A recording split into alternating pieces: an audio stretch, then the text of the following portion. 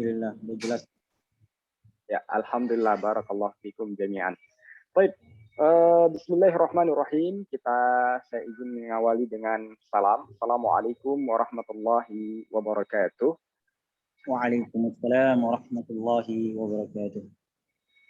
Alhamdulillahilladzi ja'ala al-Islam khalifah wa anwa'i mukhtalifah wa bidzalika aujaba 'alaina ukhuwah. Tsumma assalatu wassalamu ala Rasulillah wa ala alihi wa ashabihi wa mawalah amma ba'du fa ya ibadallah. Untuk Allah Subhanahu wa taala segala puji atas seluruh nama dan sifatnya yang tinggi dan tak tertandingi. Atas seluruh nikmatnya pada alam ini, terutama iman yang takkan pernah terbeli walaupun dengan emas sepenuh bumi. Salawat bertangkaikan salam, semoga senantiasa tercurahkan atas junjungan Nabi, serta keluarga dan para sahabat yang senantiasa menyertai dalam menyebarkan Islam ke seluruh pelosok negeri. Sungguh beruntunglah orang-orang yang mau meniti jejak Nabi, sebagaimana yang telah dicontohkan oleh sebaik-baiknya generasi. Karena balasannya adalah kenikmatan surgawi yang belum pernah dilihat mata, terdengar oleh telinga, bahkan terbetik oleh hati. Dan sungguh merugilah orang-orang yang mau menyelisihi, karena balasannya adalah api yang lebih panas dari seluruh api yang ada di muka bumi ini. Ikhwani wa akhwati, a'azani Allah wa iyyakum ajma'in, ma'asyaral muslimin, wa jumratul talibin, rahimani wa rahimakumullah. Sekali lagi kami ucapkan ahlan wa sahlan bi hudurikum bi qulubina mal'uhal mahabbah wa afidatuna tambidu bil mawaddah. Selamat datang dan selamat bergabung melalui acara webinar Parenting Qur'ani yang diselenggarakan oleh Yayasan Hafispreneur Indonesia, sebuah yayasan yang bergerak melalui bidang pendidikan dan sosial, di mana bagi ayahanda dan ibunda yang baru pertama sekali mendengar nama yayasan ini, maka izinkan saya mengulasnya secara gambaran umum singkat. Ya. Jadi berawal dari dua suku kata, hafiz dan trainer. Hafiz sendiri mewakili fungsi prestasi seorang hamba untuk akhiratnya, dan trainer yang artinya pengusaha mewakili prestasi seorang hamba untuk dunianya. Sehingga kita memiliki tagline meraih prestasi dunia dan akhirat. Dan yayasan ini baru saja lahir di tengah-tengah pandemi kemarin. Alhamdulillah termasuk digagas oleh kalangan anak-anak muda yang mayoritasnya mereka adalah guru-guru tahfiz Al-Quran. Kemudian juga tak lupa diawasi serta diarahkan oleh guru-guru besar kita yang tersebar di berbagai penjuru daerah. Baik, dan insya Allah juga ya, kita akan optimalkan webinar parenting ini, di mana insya Allah akan kita adakan 2 minggu sekali paling minimal.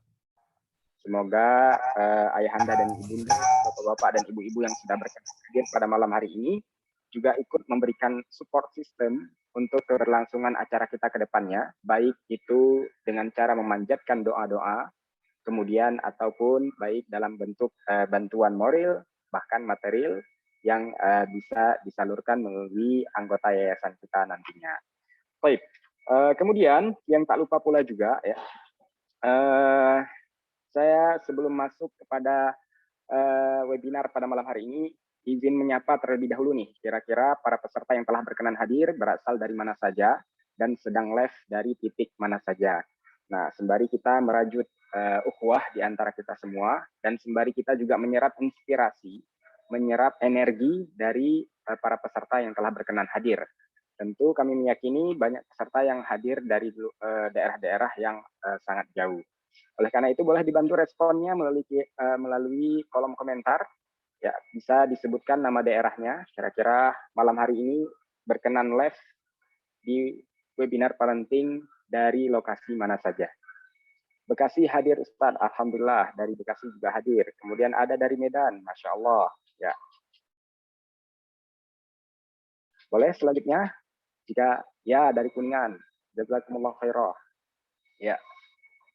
Banyak ya, masya Allah. Ada yang dari Padang juga. Nah, Balaraja Tangerang, ya. Kemudian ada Rempoa Ciputat. Nah, Ciputat masih Jabodetabek. Masya Allah, yang paling jauh baru hadir dari Aceh.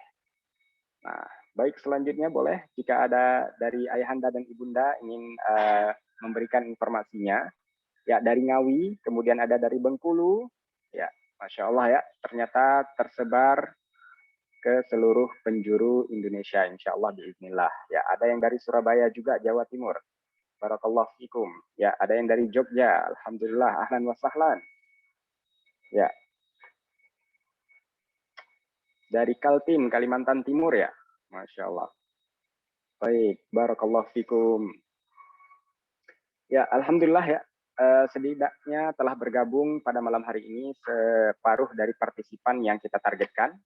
Semoga menjadi wasilah tercurahkan limpahan rahmah dari Allah Subhanahu wa taala, terhujamkan ilmu yang bermanfaat ke dalam dada kita semuanya. Malam hari ini spesial sekali teman-teman.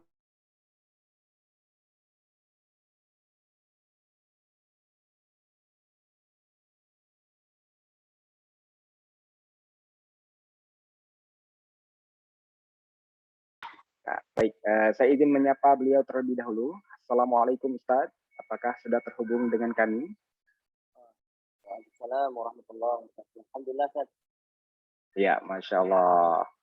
Gimana kabarnya Ustaz? Alhamdulillah, baik, Ustaz. Berkat doa. Alhamdulillah. Semoga senantiasa dalam lindungan rahmat Allah Subhanahu wa taala. Baik Ustaz, kalau boleh tahu ini sedang live dari lokasi mana? Apakah dari Magelang, Ustaz? Nah, Ustaz, dari Magelang. Oh ya, Masya Allah. Luar biasa nih. Ustadz kita telah berkenan hadir pada malam yang berbahagia ini dari lokasi Magelang ya. Semoga terpisahnya kita oleh jarak geografis tidak mengurangi rasa hikmah kita dalam menyimak ilmu yang akan beliau sampaikan nanti. Nah, Masya Allah, terima kasih sebelumnya Ustadz telah berkenan hadir melalui pertemuan webinar parenting malam hari ini. Dan sebagaimana yang sudah Ustadz dengar ya, sejak awal pertemuan tadi telah berhadir juga para partisipan yang berasal dari berbagai macam daerah. Kalau begitu kita berikan kesempatan terlebih dahulu nih untuk Ustadz bisa menyapa partisipan yang telah hadir serta memberikan sedikit teaser nih Ustadz atau sedikit cuplikan terkait pembahasan apa saja yang akan kita bedah pada malam yang berbahagia ini. Mohon izin dipersilakan Ustaz. Assalamualaikum warahmatullahi wabarakatuh. Waalaikumsalam warahmatullahi wabarakatuh. Barakallahu fikum kepada para peserta yang telah mengikuti acara ini ya, dari berbagai daerah, ya, dari berbagai kota tentunya, walaupun cara yang sekian jauh. Namun karena satu tujuan, itulah yang kemudian mendekatkan diri hati-hati kita ini. Dan tentunya menyangkut dengan materi yang akan saya sampaikan tadi, yang berjudul atau tema besarnya adalah Kaifa nuhabbibul Qur'an li abna'ina. Jadi mengutuk kepada cinta gitu. Bagaimana kita ini menjadikan anak-anak cinta kepada Al-Quran. Nah, kenapa harus cinta terlebih dahulu? Saya kira hadirnya kita di malam hari ini, di acara ini itu bukan alasan materi kita ya, tetapi memang betul-betul bukti kecintaan kita kepada Al-Quran Karim. Karena kalau tidak ada dasar jatuh cinta, saya kira tidak bisa hadir di acara malam hari ini, karena waktu, kemudian energi, bahkan barangkali ada harta ya, harta yang perlu kita keluarkan. Karena itu kembali bahwa karena cinta itulah kita bisa mengerahkan dan mengeluarkan apapun yang kita miliki, termasuk nanti materi yang akan kita sebutkan. Itu 10 strategi agar anak itu cinta kepada Al-Quran. Masya Allah, tabarakallah. Ya, barakallahu fikum Ustaz atas cuplikan pembahasannya untuk malam hari ini. Mohon izin sebelumnya Ustaz, barusan ada sedikit request dari teman-teman. Suaranya mungkin agak kurang jelas tadi Ustaz. Mungkin bisa jadi terkendala dengan teknis headset atau bisa jadi terkendala oleh teknis jaringan. Apakah sudah jelas Ustaz? Nah, alhamdulillah sekarang sudah lebih jelas lagi. Oh sudah ya, nah. Ya, alhamdulillah. Baik, bagaimana dari para partisipan? Apakah suaranya sekarang sudah terdengar dengan jelas? Oh, baik. Alhamdulillah. Ini jelas Ustaz. Barakallah untuk Maulana ya. Masya Allah, tabarakallah ta'ala. Baik, sebagaimana yang telah disampaikan oleh guru besar kita bersama barusan, pada malam hari ini kita akan membedah ya, bagaimana tadi sempat disebutkan 10 strategi jitu ya untuk bisa mendekatkan anak-anak kita jatuh cinta kepada Al-Qur'anul Karim, sehingga timbul rasa mau mempelajari, mentadabburi serta mendalaminya secara detail. Nah, dan termasuk juga ada kaidah dalam bahasa Arab yang berbunyi ya, saya jika hidup talib bila arafa syarafa ma yatlub. Akan bersungguh-sungguh seorang penuntut ilmu ketika dia mengetahui tentang keutamaan, keistimewaan, dan keagungan dari ilmu yang dia tuntut. Oleh karena itu penting baginya kita mengulas tentang bagaimana nih menghadirkan rasa cinta ke dalam dada-dada anak-anak kita terhadap Al-Qur'anul Karim, sehingga anak-anak kita siap berjuang untuk mempelajarinya. Nah, amin amin ya rabbal alamin. Baik, untuk mengawali keberkahan acara pada malam yang berbahagia ini, mari sama-sama kita dengarkan bersama lantunan firman ilahi yang akan dibawakan oleh salah satu teman kita, yaitu Ustadz Mujahidin. Falyatafaddal mashkura.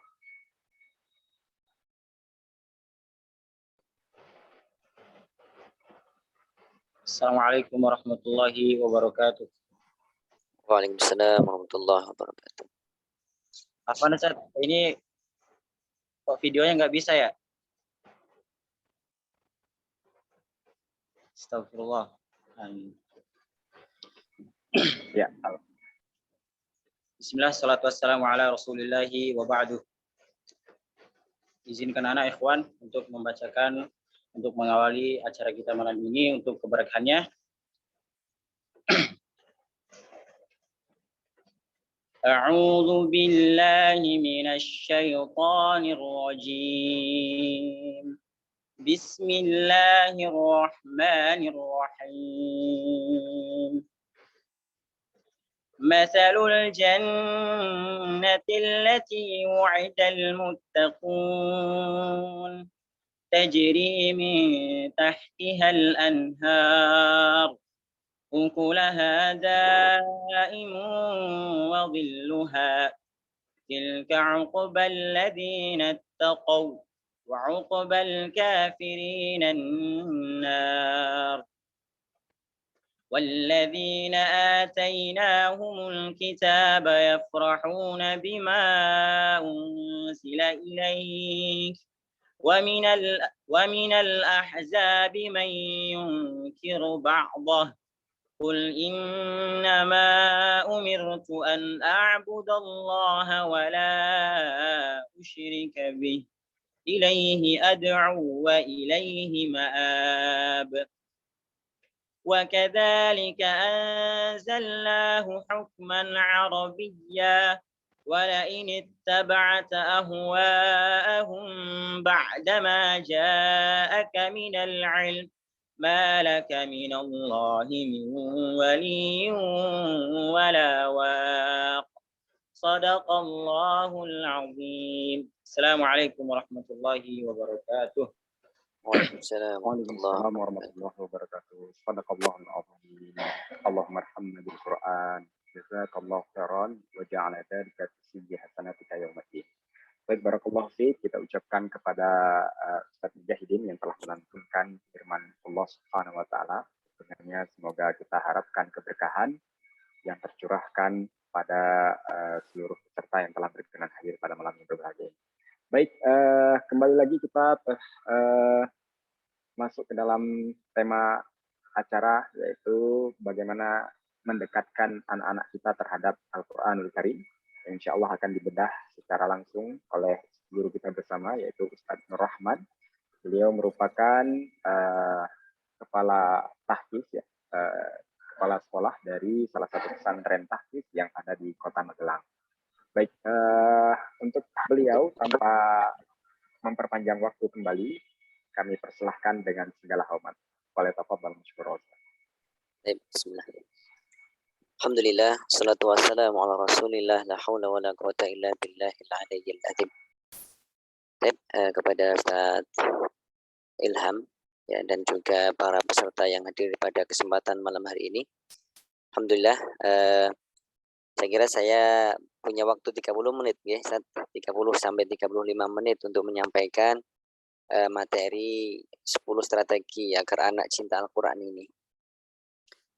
Tadi saya sudah singgung kenapa judul atau tema besarnya tadi kaifa nuhabbibu al-Qur'ana li abna'ina. Kenapa kita ini menghadirkan kecintaan dulu terhadap Al-Qur'an bagi anak-anak? Karena memang cinta itu akan memberikan energi. Karena cinta itu akan memberikan sebuah kekuatan. Apa yang kita berikan kepada orang yang kita cintai itu luar biasa. Maka anak-anak sejak kecil itu ketika kita berikan mereka atau landasan Al-Quran itu, maka kelak mereka itu akan memberikan yang terbaik yang mereka miliki untuk Quran.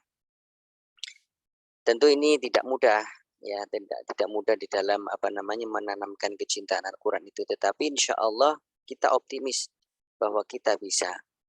Tapi saya kira masuklah kita ini pada poin yang pertama. Bagaimana strategi kita dalam menanamkan kecintaan terhadap kecintaan Al-Quran terhadap anak-anak. Tentu ini dimulai dari diri kita terlebih dahulu. Next start yang selanjutnya.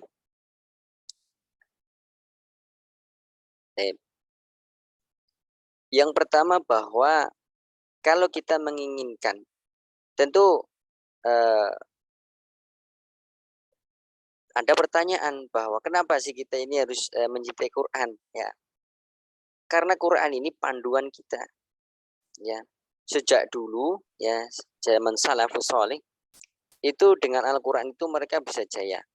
Saya barangkali sebutkan salah satu hadis yang kemudian memberikan janji-janji kemuliaan Al-Quran itu. Innallah yarfa'u bihadzal kitaba aqwaman wa yad'u bihi akharin. Allah itu akan mengangkat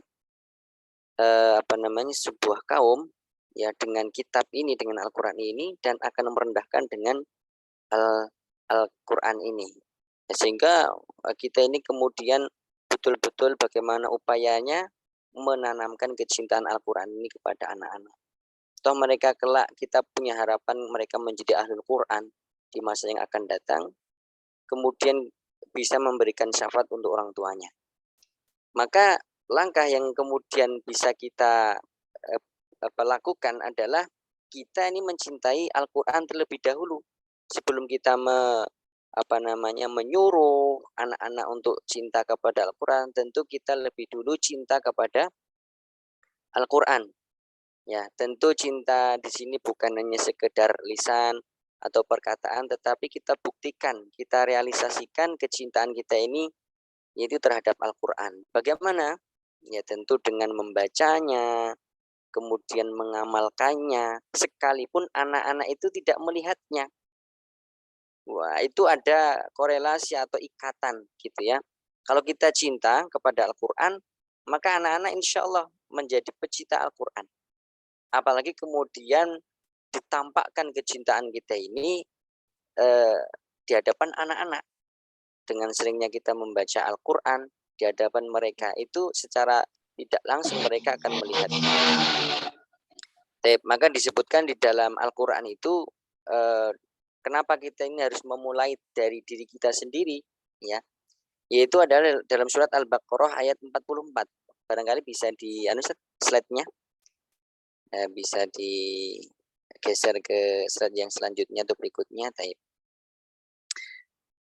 Mengapa kamu menyuruh orang lain mengerjakan kebajikan sedangkan kamu melupakan dirimu sendiri? Padahal kamu membaca kitab Taurat, tidakkah kamu mengerti? Artinya sebetulnya ayat ini untuk Bani Israel, ya, tetapi secara umum bahwa kebaikan yang akan kita berikan atau kita arahkan kepada orang lain, wabil khusus kepada anak-anak itu akan memberikan pengaruh yang sangat besar manakala kita sudah memulai dari kita sendiri.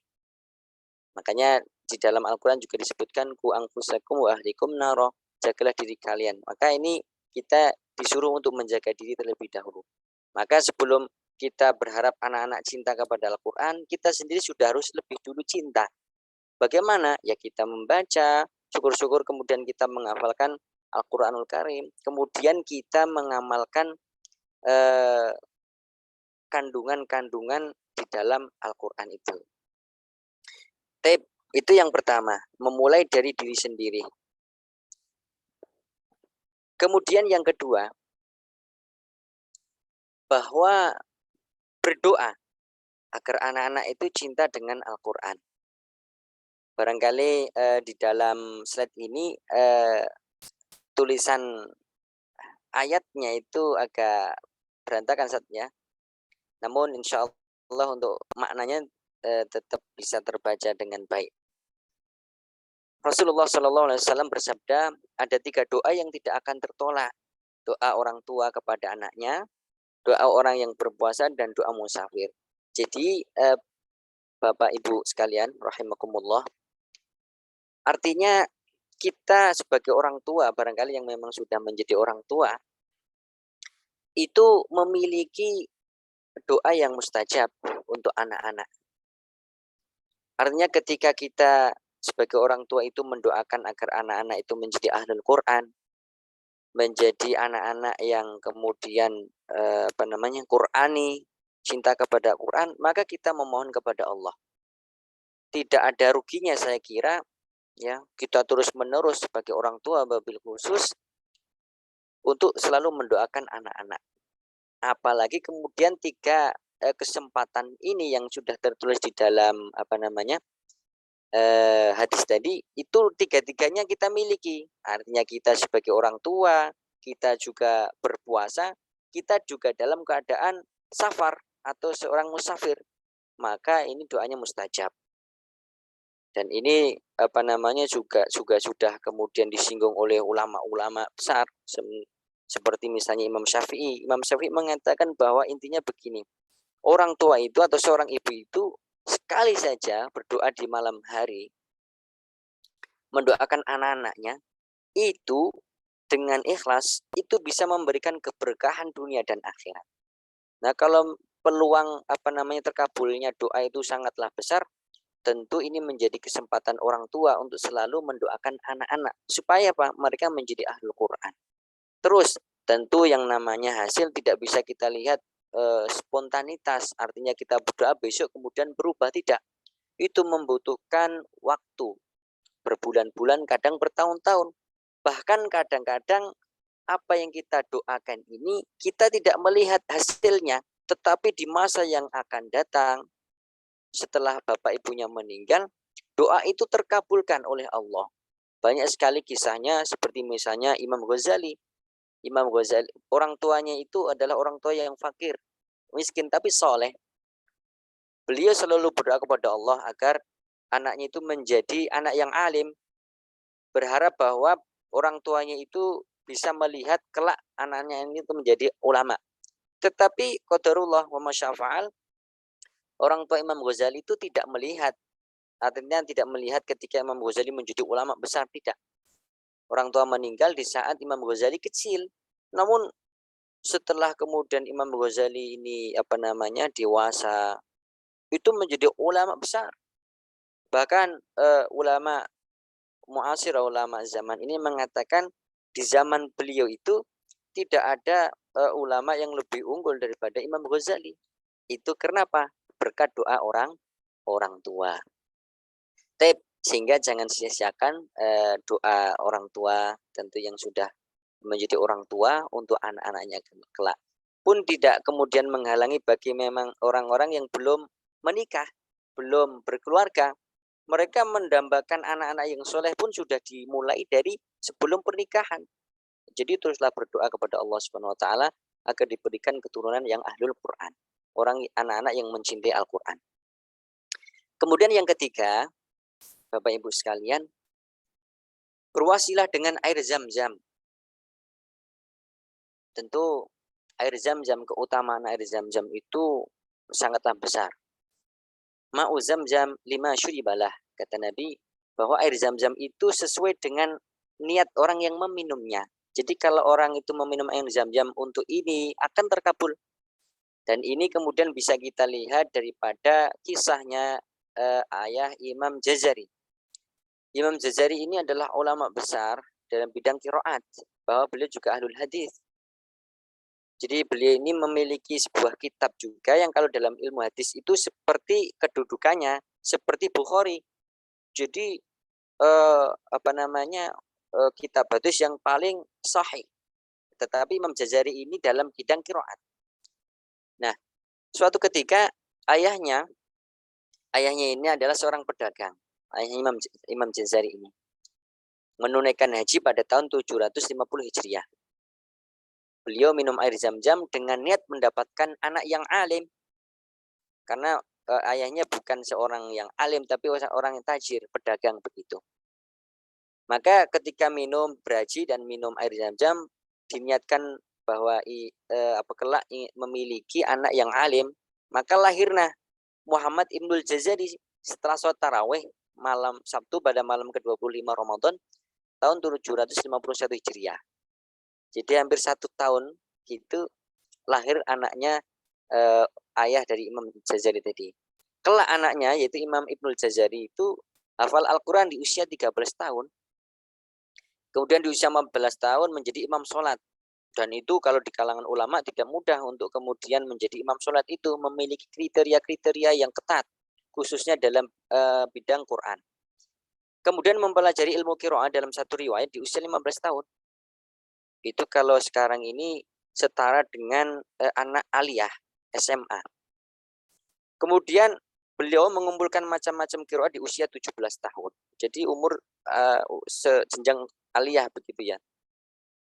Jadi Bapak Ibu sekalian, anak-anak yang kemudian memiliki kecintaan Al-Qur'an yang luar biasa, keberkahan Al-Qur'an. Jadi itu tidak lahir tiba-tiba, tetapi sudah sudah ada upaya dari orang tuanya, bahkan nenek moyangnya, kakek itu sudah mengupayakan.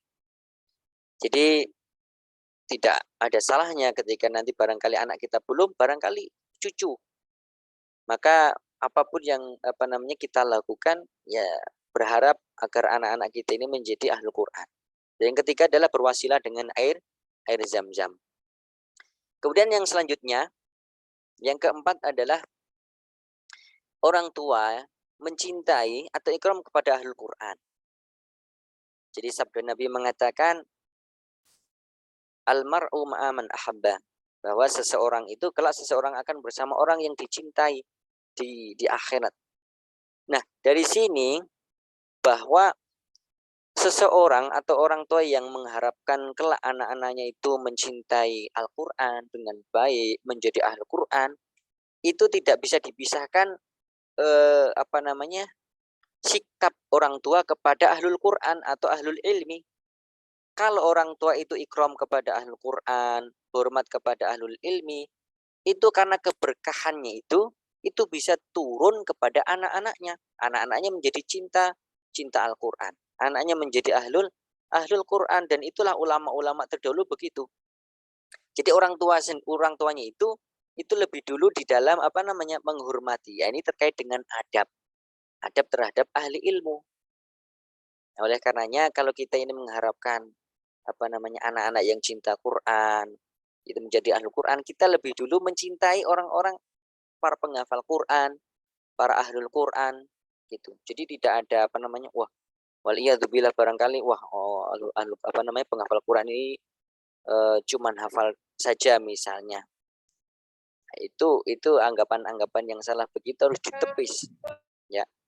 Sehingga kembali bahwa kita lebih dulu mencintai ahli Quran, walaupun barangkali kita orang awam.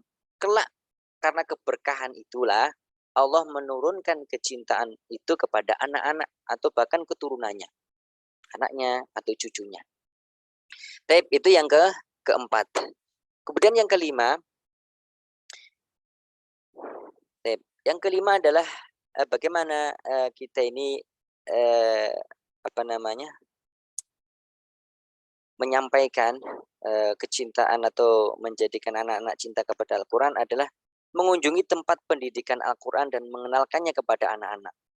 Jadi menta'arufkan, mengenalkan dengan tempat-tempat ilmu, tempat pendidikan Al-Quran. Itu mereka akan akrab dengan hal itu. Dan kemudian dipahamkan. Ini tempat penghafal Quran, taman pendidikan Al-Quran.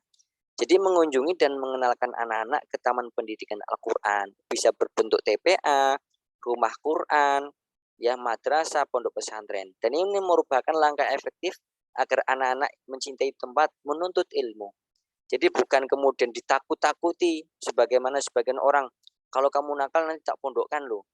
Enggak, itu adalah salah di dalam menanamkan pendidikan kepada anak-anak. Justru kemudian kita sampaikan kepada anak-anak, nah nanti kalau di pondok pesantren itu begini, enak dan sebagainya, menghafal Quran, mendapatkan keberkahan.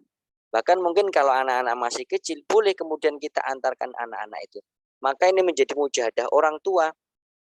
Tentu namanya anak kecil tidak bisa kemudian disuruh, misalnya nak pergi ke TPA atau rumah Quran, tidak bisa langsung. Harus kemudian diantar, dipastikan bahwa anak-anak itu memang ngaji di taman pendidikan Al-Quran atau rumah Quran. Karena akan memberikan keberkahan, karena di situ apa? Diajarkan kalamullah. Kemudian yang keenam adalah menitipkan ke taman pendidikan Al-Quran. Ada korelasi dengan yang nomor 5. Kalau nomor 5 tadi kan baru sekedar mengenalkan, memahamkan, atau mengunjungi. Tetapi ini menitipkan, memang betul-betul mendaftarkan ke taman pendidikan Al-Quran. Kalau misalnya di usia-usia SD itu bisa ke rumah Quran, TPA. Kalau sudah masuk jenjang SMP atau MTS, itu bisa kita masukkan ke pesantren Quran.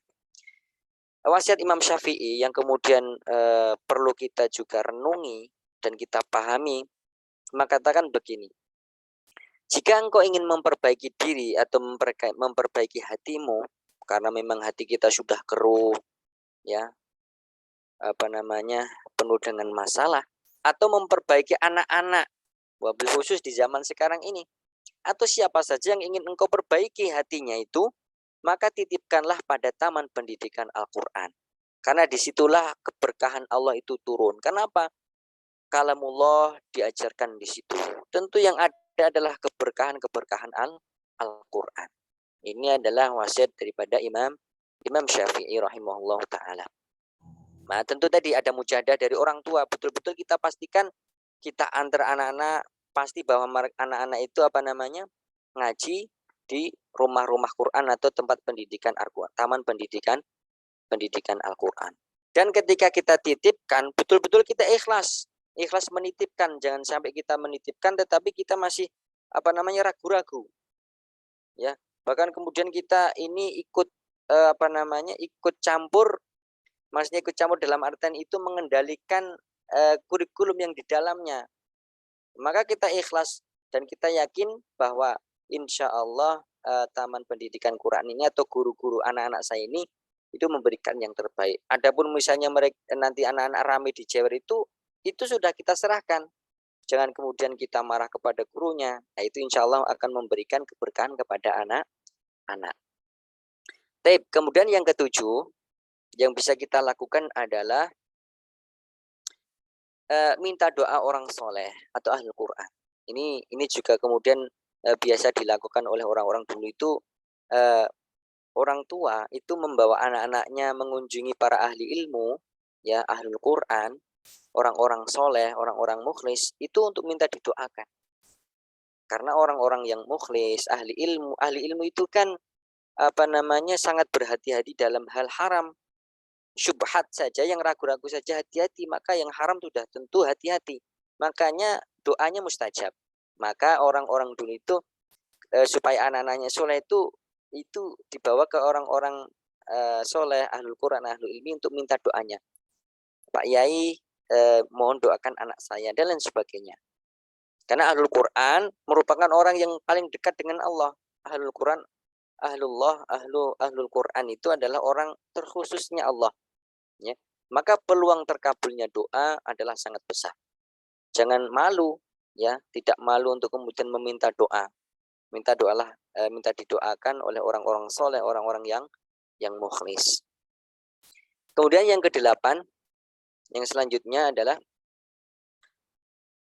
menampakkan bukti. Jadi kita kalau cinta kepada Al-Quran ada korelasinya dengan yang pertama tadi. Menampakkan bukti kecintaan kita sebagai orang tua kepada Ahlul Quran di hadapan anak-anak.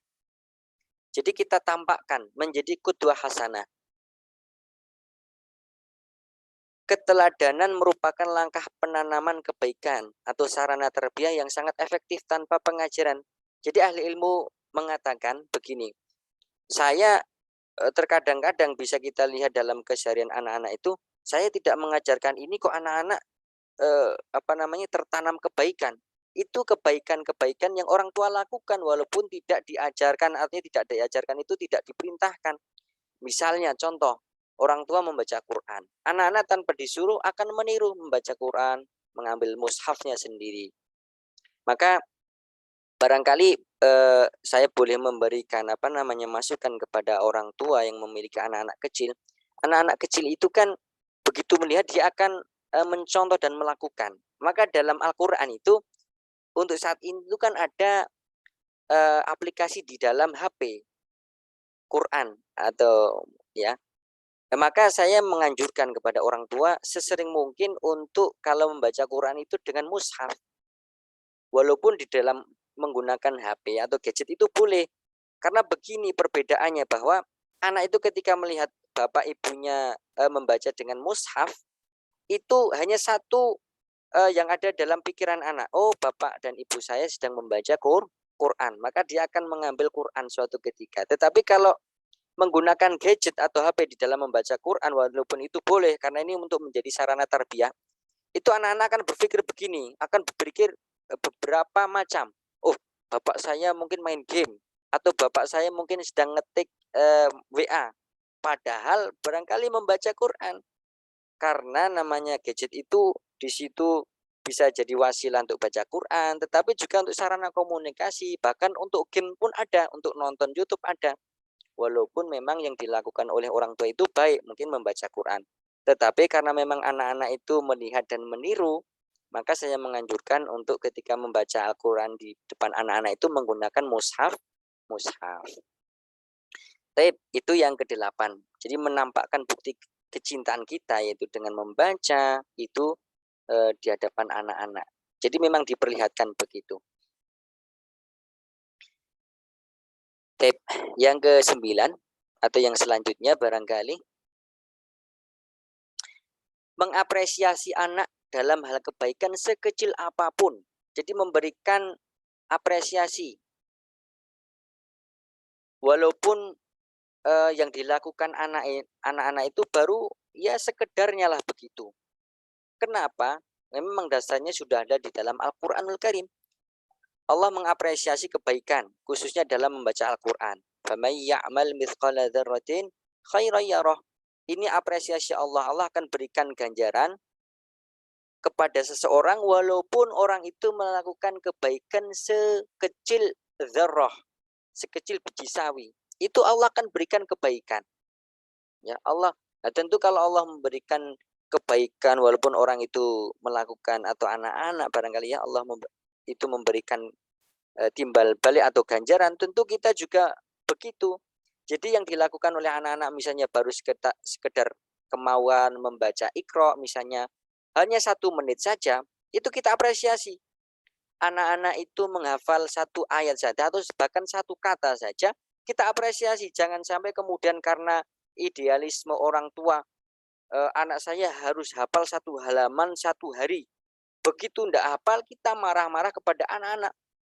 Padahal mereka memiliki tahapan, padahal mereka dalam memiliki kemauan untuk hafal saja itu sudah merupakan kebaikan. Dan itu diapresiasi oleh Allah. Sebagaimana kata Nabi, innamal a'malu binniyat. Memiliki kemauan saja itu sudah kebaikan. Inilah yang kemudian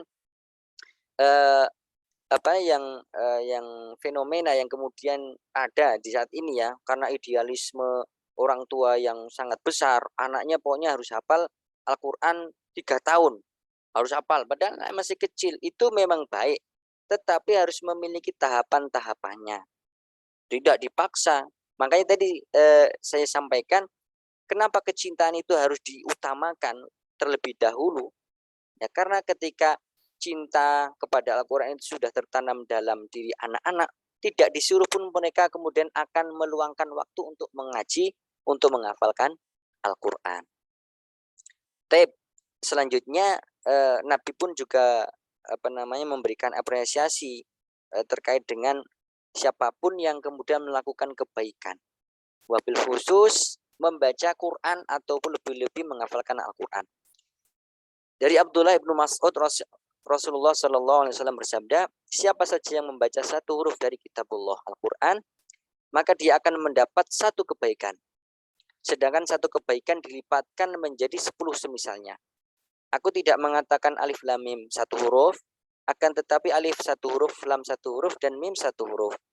Jadi Rasulullah itu memberikan apresiasi bagi siapa saja yang membaca satu huruf saja di dalam Al-Quran dengan berapa?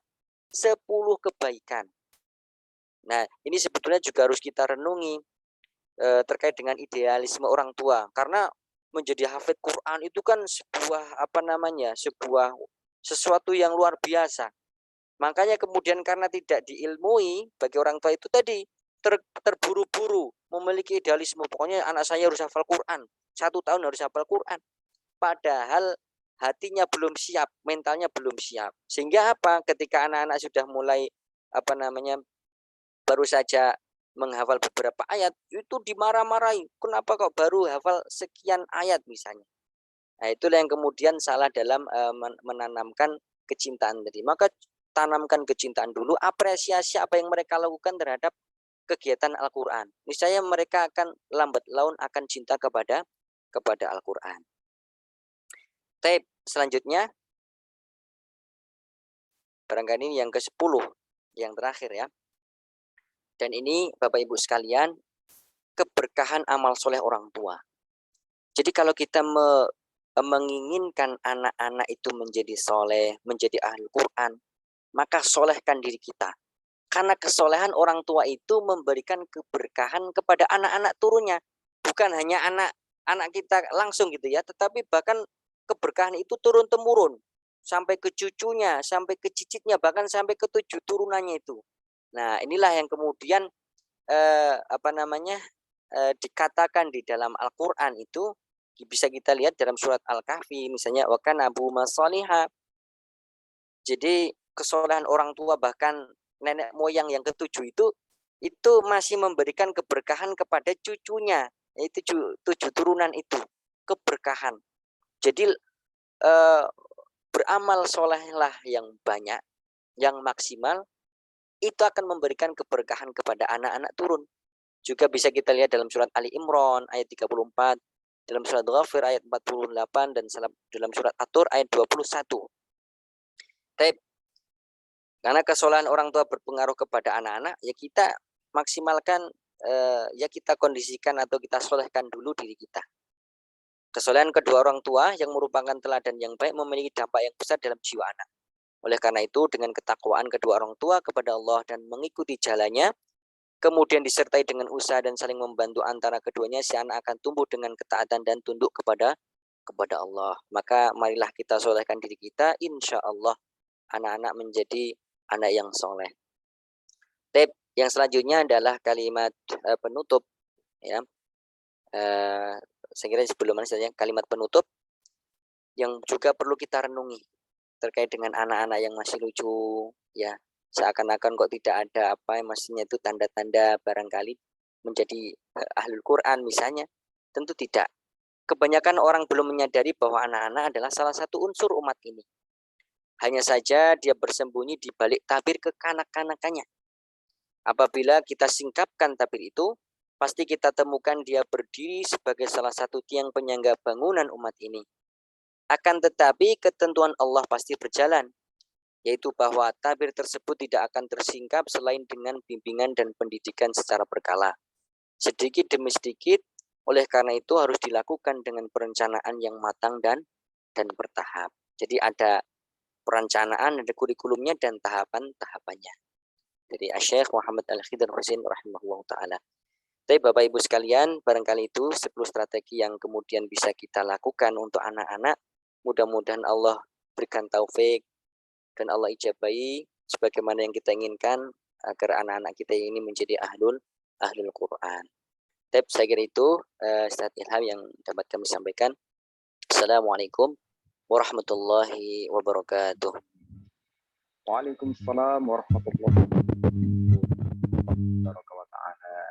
Ucapkan jazakallah khairan untuk guru kita bersama, yaitu Ustaz Rahman, pengasuh Ponpes Tahfiz di salah satu ma'had yang ada di Magelang.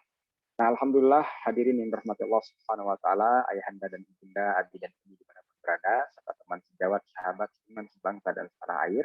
Barusan bersama-sama sudah kita dengarkan bersama, yaitu sangat praktis dan tematis ya apa yang telah disampaikan oleh guru kita, sehingga sangat melekat dalam kehidupan sehari-hari kita dan memudahkan kita untuk mengaplikasikannya langsung. Di antaranya tadi bagaimana cara menumbuhkan rasa cinta kepada anak-anak kita, ya, maka ini menjadi poin pertama yang disampaikan oleh beliau, ya, yaitu jika hati penuh cinta maka tak ada ruang untuk berputus asa. Jika cintanya penuh maka tak ada kata untuk mengeluh. Sehingga anak-anak bakalan benar-benar bersungguh-sungguh untuk mentadaburi, mempelajari serta menghafalkan firman Allah Subhanahu wa taala, yaitu Al-Qur'anul Karim. Nah, di poin kedua beliau telah menggambarkan tadi bagaimana peran pentingnya doa orang tua untuk anak-anaknya, bagaimana kisahnya Imam Al-Ghazali. Kemudian di poin ketiga beliau juga telah mengatakan salah satu strategi ya, bagaimana kita berwasilah dengan air Zam-Zam. Nah, sempat beliau memberikan cerita yang tersadurkan melalui kisahnya Imam Ghazali.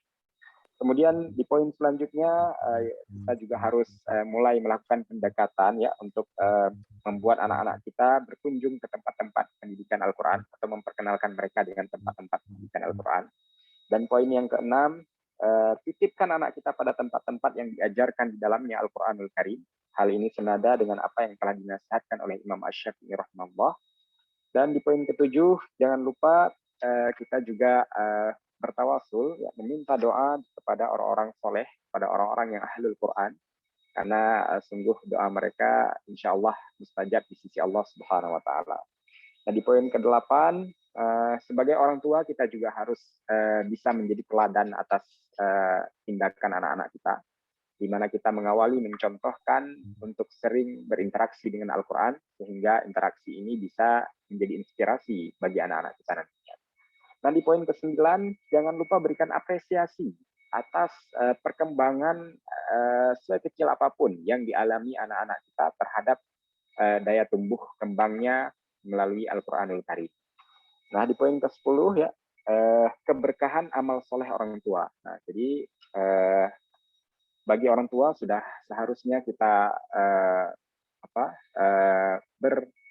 istilahnya benar-benar serius ya mengerjakan amal soleh, agar amal soleh ini juga bisa memberikan keberkahan untuk anak-anak kita nantinya. Amin amin ya rabbal alamin.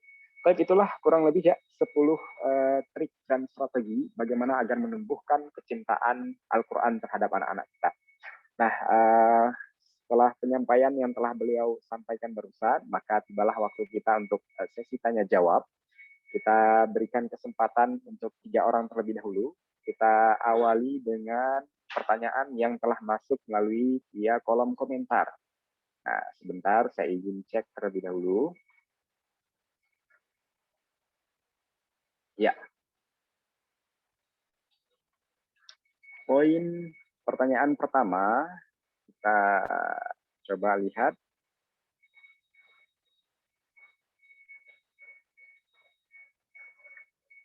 Ya, dari Ibu Yuli ya, yaitu dari Jakarta. Nah, maaf Ustadz, bagaimana cara memilih tempat menghafal Al-Quran yang baik? Apa saja yang harus diperhatikan? Nah, itu mungkin pertanyaan pertama Ustadz. Bagaimana Ustadz? Apakah kita sampaikan 3 pertanyaan terlebih dahulu, baru kemudian dijawab secara bersamaan, atau ini menjawab satu persatu pertanyaan Ustadz? Ya, langsung saja. Langsung 3 ya? Ya, satu-satu gitu. Oh, satu-satu. Oke, siap. Nah, jadi pertanyaan pertama tadi Ustaz, bagaimana cara untuk memilih tempat pendidikan Al-Quran yang baik? Serta apa saja yang harus kita perhatikan? Baik, terima kasih kepada Ibu ya. Bagaimana cara memilih tempat penghafal Al-Quran yang baik? Jadi kalau orang-orang itu memilih bagaimana cara memilih guru, dan bisa dikatakan juga memilih madrasah kalau satu. Mohon izin sebelumnya Ustaz, sepertinya suaranya agak sedikit. Oh ya, taib. Alhamdulillah ya. Taib. Jadi Ibu Yuli rahimakumullah, orang-orang dulu itu memang sampai betul-betul memperhatikan bagaimana mencari lembaga pendidikan untuk anak-anaknya. Itu memang tidak sembarangan begitu ya. Karena terkait dengan adab tadi, terkait dengan keberkahan. Jadi kalau orang dulu sebelum memilih lembaga pendidikan ataupun guru untuk anak-anaknya itu sudah kalau misalnya anaknya itu sudah dewasa, sudah bisa sudah dewasa ya, itu anaknya disuruh untuk istikharah selama 2 bulan. Selama 2 bulan. Jadi kalau misalnya dulu ulama dulu biasanya itu kan belajarnya ke kota Bukhara, kotanya Imam Bukhari. Jadi ketika sampai sana, jangan sampai kemudian langsung memilih guru. Jadi istikharahlah selama 2 bulan, kemudian sambil nanya-nanya guru saya, maksudnya yang akidahnya baik tadi ya, secara kriteria akidahnya bagus, akhlaknya baik, dan istikharah kepada Allah untuk diberikan guru atau lembaga pendidikan yang terbaik. Kenapa begitu? Kenapa harus 2 bulan istikharah, nanya-nanya dan lain sebagainya? Karena begini, yang kita inginkan ya, atau yang kita inginkan untuk anak-anak kita atau bahkan untuk diri kita ini bukan semata-mata kita dapat ilmu, tetapi dapat keberkahan ilmu. Karena begini, kalau orang itu sudah menyatakan diri untuk belajar kepada guru, syekh misalnya, atau kepada lembaga, ketika sudah berjalan begitu tidak bisa kemudian langsung di tengah jalan tidak merasa puas gitu langsung diambil, tidak bisa. Artinya tidak bisa itu begini, khawatir kemudian tidak mendapatkan keberkahan dari apa yang dipelajarinya. Makanya tadi sampai 2 bulan istikharah, kemudian sambil bertanya kepada orang-orang terdekat, orang-orang misalnya ahli ilmu yang lain, Ustaz, kira-kira lembaga pendidikan yang terbaik itu di mana? Itu ditanyakan yang akidahnya benar, kemudian pendidikan akhlaknya juga baik dan begitu. Itu tadi ya Ibu Yuli. Jadi istikharah dulu sama 2 bulan dan kemudian bertanya kepada ahli ilmu. Ya, Masya Allah. Tabarakallah. Jazakallah atas jawabannya. Bagaimana dengan Yuli? Apakah ada yang ingin direspon kembali? Apakah sudah cukup dengan atas jawaban dari Ustaz Nur Rahman barusan, yaitu dengan melakukan istikharah selama 2 bulan, termasuk untuk anaknya, serta melakukan riset kecil-kecilan dengan mengumpulkan pertanyaan kepada ustadz-ustadz yang mumpuni dan kita hormati bersama. Bagaimana dengan Uni Yuli? Jika sudah cukup, kita lanjut ke pertanyaan selanjutnya ya. Ya, pertanyaan selanjutnya dari Umi Binta Intan Yasmin ya. Bismillah, izin bertanya untuk poin ke-6 Ustaz, tentang menitipkan anak ke Taman Pendidikan Al-Quran. Sebaiknya untuk usia anak-anak, orang tuanya sendiri yang mengajarkan atau kita serahkan ke guru. Bagaimana supaya anak bisa belajar di luar dan orang tuanya juga tetap bisa dapat pahala dari rumah. Nah, kurang lebih seperti itu Ustaz. Jadi pertanyaan ya. Ya, jazakallah khair. Ya, kita menengok sejarah pada zaman sahabat ya, Ibu, ya, bahwa di kalangan sahabat itu ada sebuah konsep yang mereka miliki. Kenapa anak-anak para sahabat itu menjadi luar biasa di dalam bidang keilmuan? Karena mereka ini runut atau urutannya itu benar gitu di dalam belajar. Mereka sebelum belajar semuanya, sebelum belajar Quran, mereka itu sudah mendapatkan pendidikan adab terlebih dahulu di rumah-rumah mereka. Kalau sekarang ini kan nggak mesti gitu. Jadi anak-anak kita ini belum tentu, mohon maaf ini nggak semuanya ya, tadi sebagian itu mereka belum tentu mendapatkan pendidikan adab menuntut ilmu dari rumah kita. Inilah yang kemudian menjadi agak lama di dalam menerima ilmu, karena adab itu lebih didulukan daripada ilmu itu ya di dalam urut-urutan menuntut ilmu. Nah maka tadi kembali bahwa ke pertanyaan tadi, usia berapa saja tadi ya, usia ya, usia anak-anak Ustaz. Ya, untuk anak-anak. Jadi anak-anak yang misalnya masih kecil, selama kita bisa mendidik mereka, ya kita didik. karena pada dasarnya itu kan pendidikan anak itu tanggung jawab orang tua. Hanya saja sebagai orang tua itu kadang tidak memiliki ilmu yang cukup untuk mereka. Ilmu kita terbatas.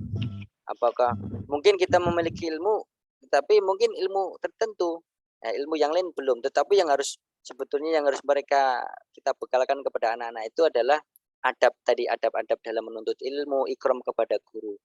Maka kita juga berikan pendidikan kepada anak-anak. Kalau bisa kita juga titipkan anak-anak itu atau kita sekolahkan ke taman-taman pendidikan Al-Qur'an, karena di situ nanti ada sosialisasi, ada kalau kita ini munafasah atau fastabiqul khairat, ada perlombaan di antara mereka, itu akan melejit gitu.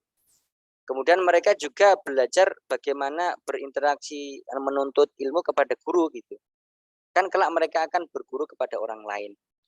Nah, itu kalau di usia-usia dini, maka tadi saya sampaikan kita pastikan bahwa anak-anak yang kita titipkan itu kita antar begitu, kita pastikan bahwa anak-anak memang bagus perkembangannya begitu. Itulah mujahadah orang tua yang menuntut ilmu anak-anak, tetapi orang tua juga mendapatkan ganjaran yang semisal.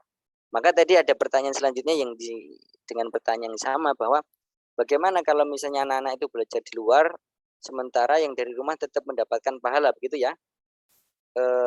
Masya Allah, Ibu yang mulia, rahimakumullah, bahwa apapun yang diupayakan oleh orang tua untuk anak, agar anak-anak itu kemudian bisa belajar, walaupun bukan hanya kepada anak atau kepada orang tuanya, itu orang tua tetap mendapatkan pahala menuntut ilmu.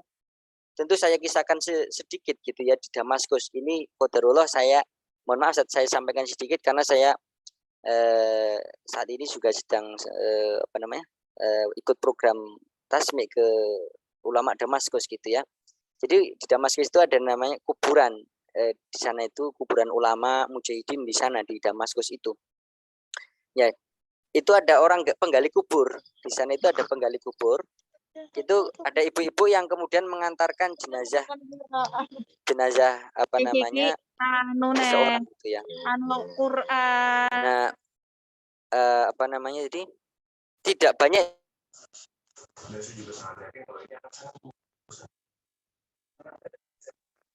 tidak banyak yang mengantar jenazah ini. Tiba-tiba ketika jenazah sudah diturunkan ke liang lahat itu, penggali kubur tadi diperlihatkan oleh Allah itu taman surga. Setelah itu jenazahnya itu diambil oleh 2 malaikat. Itu kemudian langsung pingsan.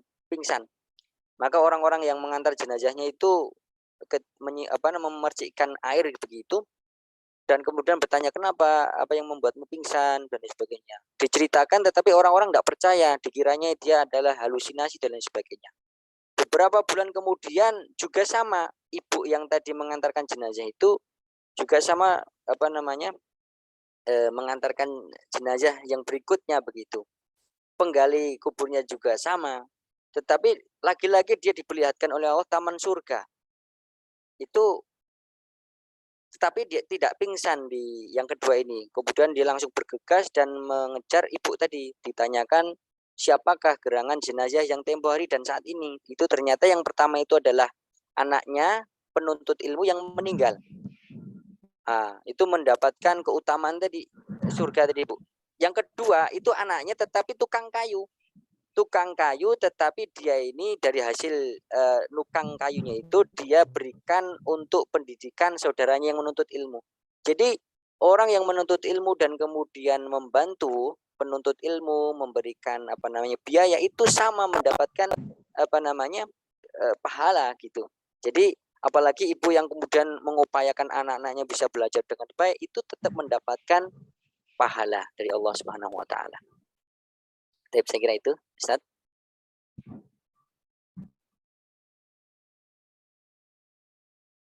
Suaranya Ustaz belum diaktifkan, punya Ustaz. Masya Allah. Ya, barakallahu fiik. Masya Allah. Nah, berarti untuk anak-anak yang selevel usia dini mungkin prioritasnya jika orang tuanya mampu dididik dan diajarkan oleh benar. Nah, Ustaz. Nah, Ya. Nah, kemudian juga sebagaimana yang telah kita sampaikan barusan, ketika memang kedua orang tua memiliki keterbatasan atas banyaknya ilmu yang mereka dapatkan sebelumnya, maka tidak ada salahnya menitipkan anak ke lembaga-lembaga pendidikan yang di dalamnya diajarkan Al-Quran, dan setiap upaya dari orang tua untuk mendorong anaknya belajar ilmu Al-Quran, maka upaya itu akan diberikan ganjaran pahala yang sebagaimana yang anaknya dapatkan juga. Ya. Kurang lebih seperti itu, Ustaz ya. nah. Masya Allah, barakallahu fiik, Ustaz. Nah, kita lanjut ke pertanyaan ketiga. Ya, semoga dari Umi Intan tadi ya, Umi Intan Jasmine kalau tidak salah, jawabannya bisa berkenan. Ya, alhamdulillah, jazakallah khairan. Ya, wa iyakil jaza untuk Umi Intan Jasmine. Baik, selanjutnya kita masuk ke pertanyaan yang ketiga. Pertanyaan ketiga ini berasal dari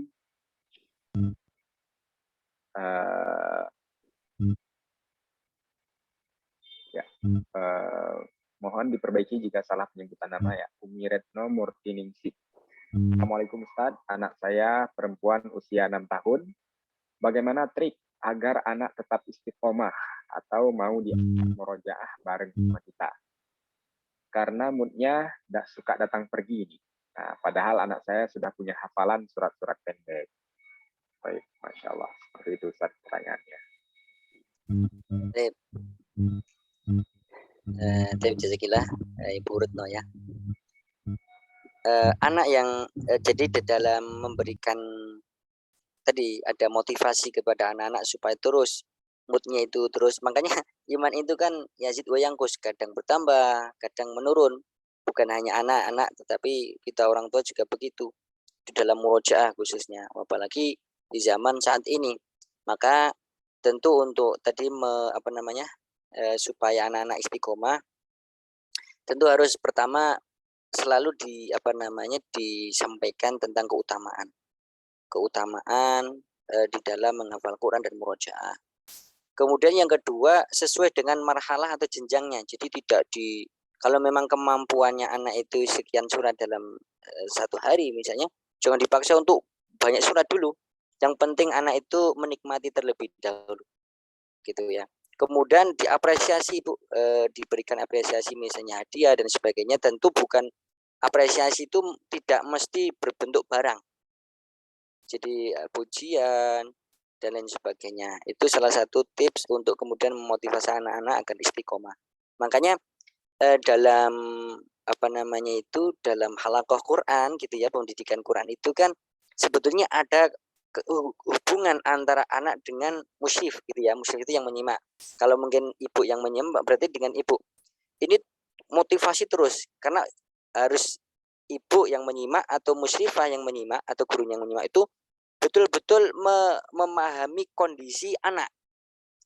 Kapan anak itu sedang futur, itulah kemudian diberikan motivasi. Dan itu terjadwal, murojaah itu terjadwal, terukur ya, jadwal dan kemudian target banyak surat yang dimurojaah itu terukur sesuai dengan kemampuan anak-anak. Dan itu yang mengetahui tentu ibu sendiri, maksudnya terkait dengan anak itu. Ya, dan tentu murojaah bersama gitu ya. Dan diupayakan kalau memang mengawali anak-anak itu belum terbiasa dengan murojaah banyak, sedikit tetapi rutin. Gitu ya, sedikit tetapi rutin. Makanya tadi di antara bentuk kenapa kita ini titipkan di TPA atau rumah Quran, itu diantaranya adalah untuk menjembatani agar anak-anak itu terjaga motivasinya. Karena melihat anak-anaknya juga semangat, anak juga semangat.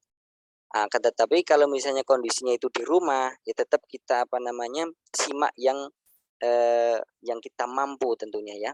Tidak banyak begitu. Jadi sedikit tetapi rutin itu lebih baik daripada banyak tetapi tidak rutin. Maksudnya sekarang satu surat, nanti sore satu surat, itu jauh lebih baik. Besok lagi begitu, pagi satu surat, sore satu surat. Jadi tidak misalnya sekarang misalnya ya 5 surat terus besoknya enggak, itu enggak. Jadi istiqomah. Jadi sedikit-sedikit tetapi terus menerus. gitu. Walaupun mohon maaf, kadang ketika tidak semangat itu Bu, sedikit saja surat yang dibaca, ya satu surat itu jauh lebih baik karena itu akan memberikan keberkahan dan energi gitu untuk menjaga istiqomahan tadi. Jadi tidak ditinggalkan secara keseluruhan begitu. Saya begitu, Ustaz. Ya, barakallahu fiik Ustaz atas jawabannya, dan semoga jika ada yang ingin ditanyakan kembali boleh. Apakah sudah cukup atau mungkin ada yang ingin dikembangkan dari pertanyaan? Ya, sebelum kita berlanjut ke pertanyaan terakhir mungkin ya. Ya, jazakillah khairan untuk nomor ini atas pertanyaannya barusan, itu bagaimana menjaga motivasi kita dalam mempelajari Al-Quran dan mau senantiasa murojaah bareng kita nih. Nah, tadi diantaranya telah digambarkan oleh Ustaz kita, Ustaz Muhammad, yaitu kembali lagi yang paling utama adalah menumbuhkan rasa cinta anak kepada Al-Quran, bisa nanti memberikan terkait keagungan, keistimewaan dari Al-Quran yang mereka pelajari. Ya, senantiasa memotivasi mereka akan pentingnya untuk menghafalkan Al-Quran. Nah, kemudian juga jangan lupa kita berikan apresiasi atas perkembangan anak-anak kita terhadap Al-Quran mereka. Dan yang terakhir tadi yaitu kita motivasi selalu, ya kurang lebih seperti itu. Baik, Ustadz, alhamdulillah telah 3 pertanyaan sudah kita bedah pada berbagai ini. Nah, mungkin ini ada pertanyaan terakhir, Ustadz. Apakah Ustadz masih berkenan? Oh ya, boleh Ustaz. Boleh ya. Baik, kita masuk ke pertanyaan yang selanjutnya ya.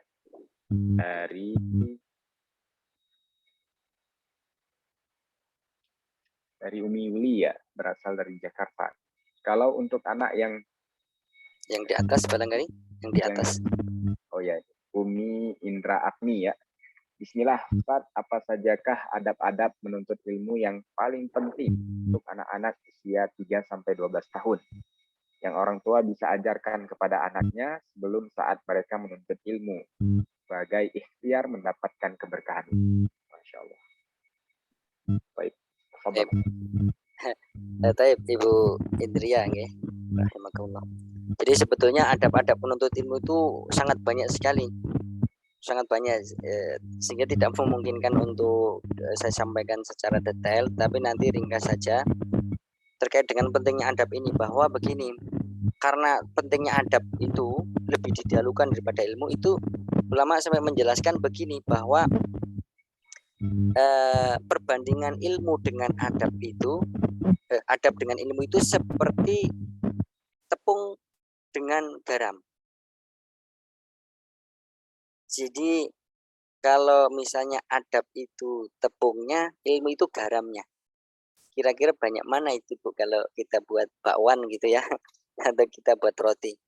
Tentu adab yang lebih banyak, karena orang yang punya adab itu Masya Allah indah dibandingkan orang yang punya ilmu tapi tidak punya adab. Makanya tadi adab lebih didahulukan. Makanya kita terus tanamkan adab-adab anak-anak itu, karena kalau anak-anak sudah beradab itu sebetulnya sudah mulai mapan gitu, hatinya itu menerima ilmu. Ya itulah kemudian yang dilakukan oleh para sahabat-sahabat Nabi. Nah, bagaimana menanamkan itu ya? Tentu itu tadi sangat rinci, tetapi ringkasnya begini, Bu. Harus ada guru, yaitu adab dalam menuntut ilmu itu harus ada guru. Karena tadi ya saya menjelaskan secara ringkas saja. Kalau sudah anak-anak berguru tadi istikharah. Kalau kita sudah yakin memilihkan guru, yakin gitu 2 bulan yakin, maka kita sebagai orang tua harus menjaga adab kita, adab hati kita kepada guru anak-anak kita. Misalnya anak-anak kita memiliki guru, berarti kita harus memiliki hubungan yang baik dengan guru anak-anak. Jadi kita kalau misalnya ada sesuatu yang ganjil gitu ya, itu kita mencoba untuk husnudzon, untuk berprasangka buruk kepada guru anak-anak kita. Itu jauh memberikan keberkahan kepada ilmu yang dimiliki anak-anak.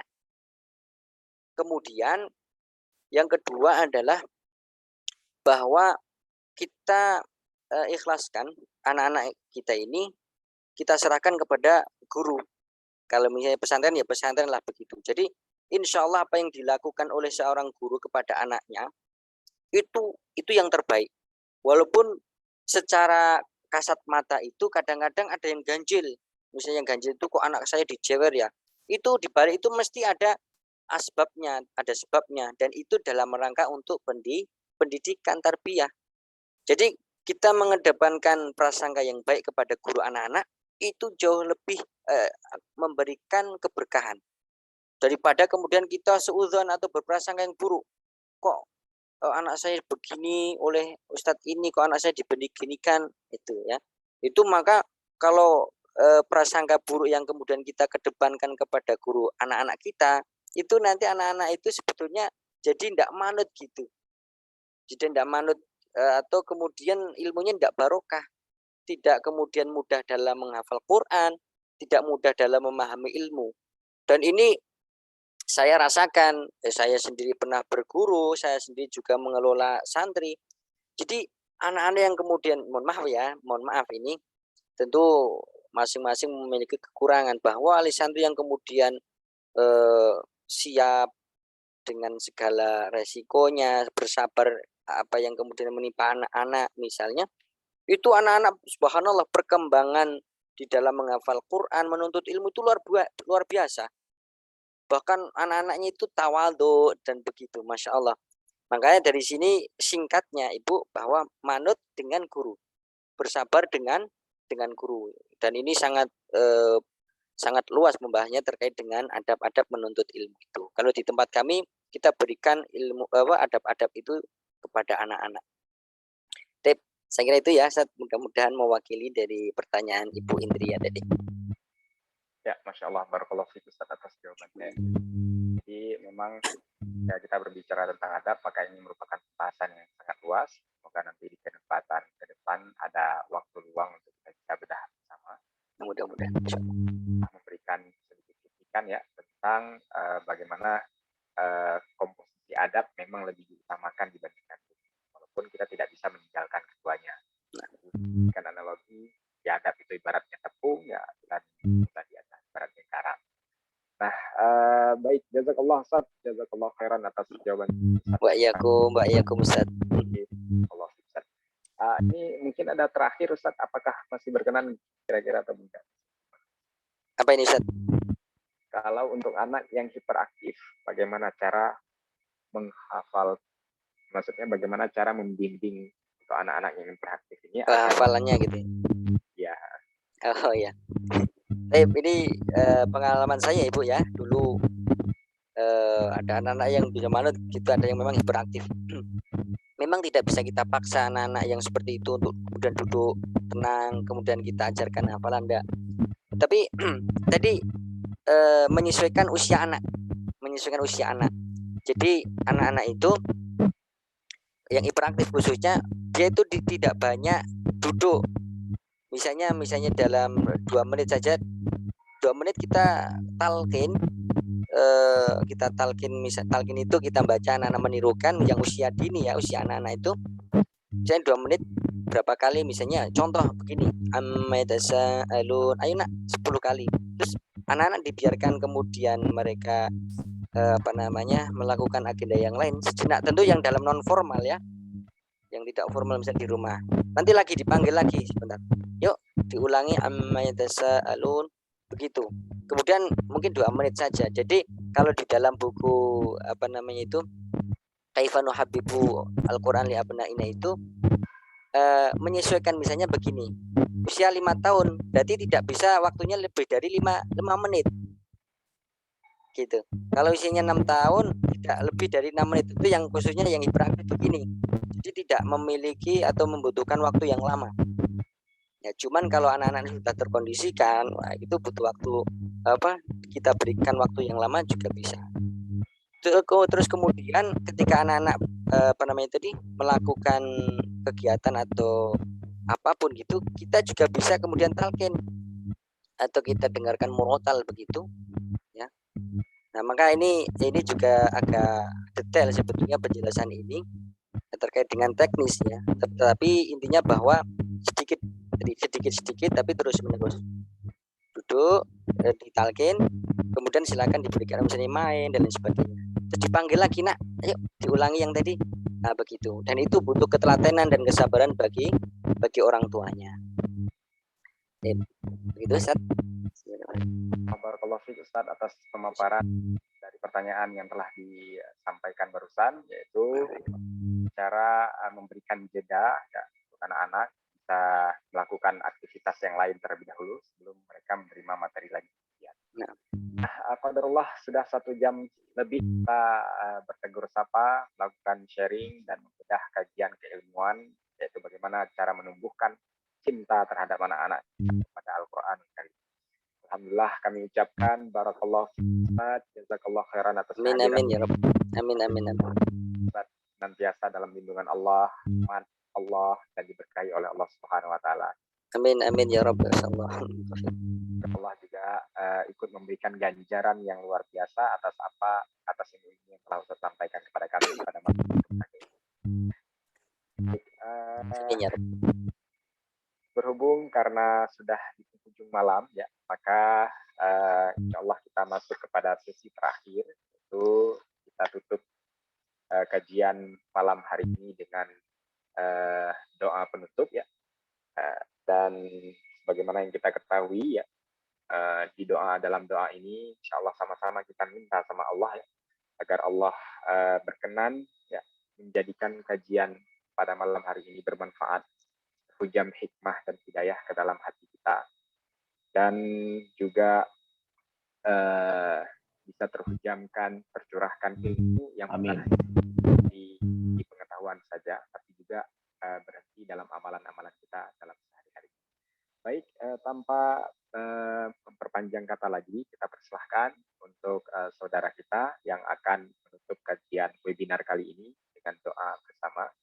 Pada beliau ya, kita persilahkan.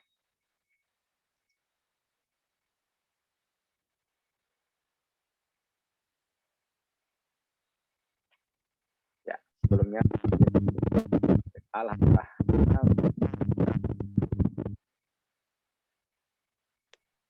Ya.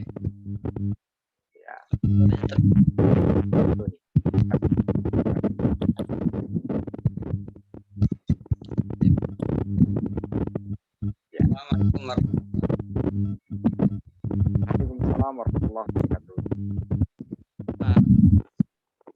Menutup marilah kita bersama-sama membaca astagfirullah. Nastaghfirullahalazim, nastaghfirullahalazim, nastaghfirullahalazim. A'udzubillahi minasyaitonirrajim. Bismillahirrahmanirrahim. Alhamdulillahirabbil alamin, hamdan na'imin, hamdan syakirin, hamdan yuwafi ni'amahu wa yukafi mazidah. Allahumma Amin.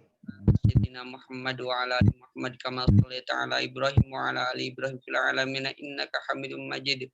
Allahumma bil Qur'an, Allahumma arhamna bil Qur'an, Allahumma arhamna bil Qur'an waj'al ma wa nuran wa hudan wa rahmah.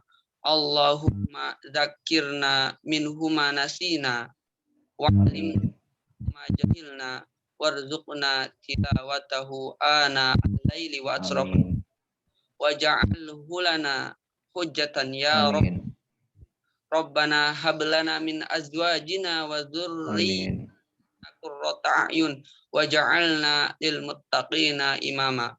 Rabbana azwajina wa dzurriyyatina qurrata a'yun waj'alna lil muttaqina imama. Rabbana zalamna anfusana wa illam tarhamna lanakuna minal khasirin. Rabbana atina fid dunya hasanah wa fil akhirati adzaban nar bi fadlika subhana rabbika amma yasifun.